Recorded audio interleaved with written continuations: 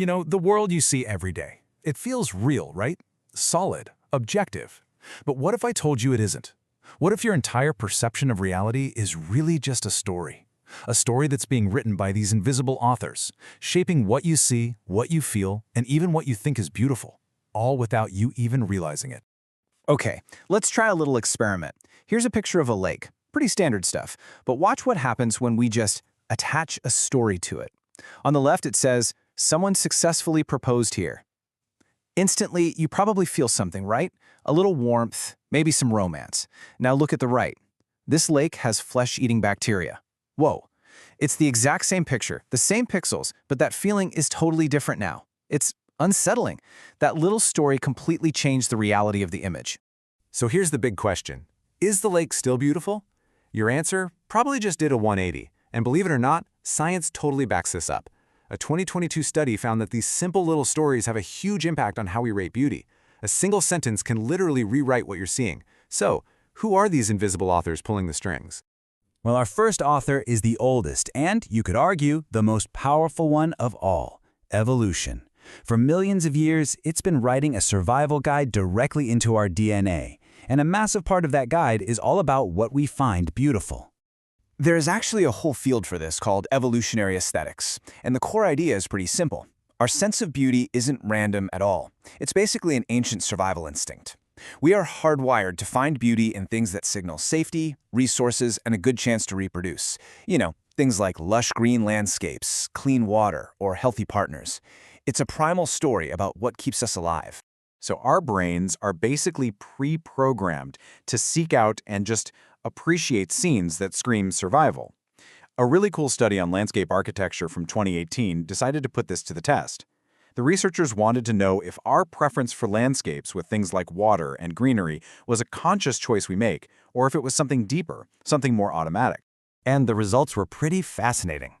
They found that people rated the beauty of landscape photos way faster than other kinds of photos. It's like our brains have a special VIP lane just for processing these evolutionarily important scenes. Our attention gets grabbed quicker, and it stays there longer. It's a totally automatic response. And this quote from the researchers just nails it. This perception happens implicitly. In other words, it's an automatic, unconscious bias. You don't even think about it. Evolution wrote a story where green and blue equals good, and our brain reads that story in a split second every single time. So, okay, evolution wrote the first draft of our story. But our unique biology is what provides the ink, tailoring that story for each and every one of us.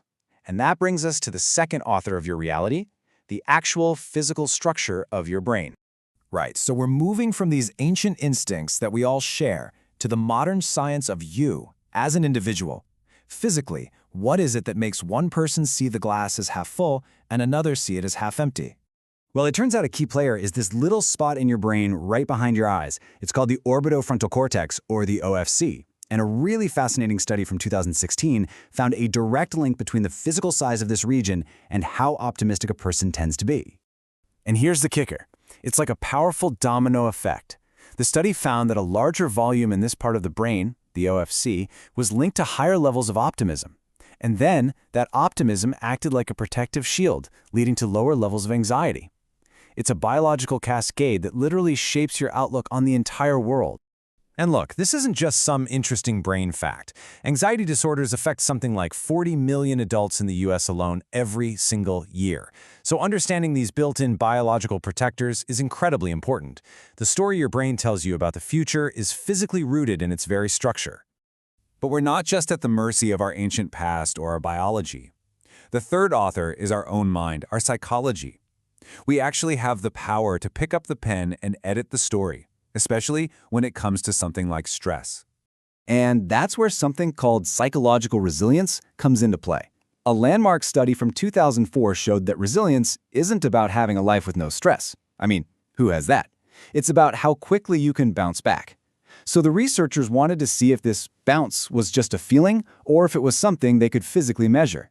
So they put people in a stressful situation. They had to prepare a speech. And check this out. Everybody's body reacted. You can see their heart rates shot up, blood pressure spiked.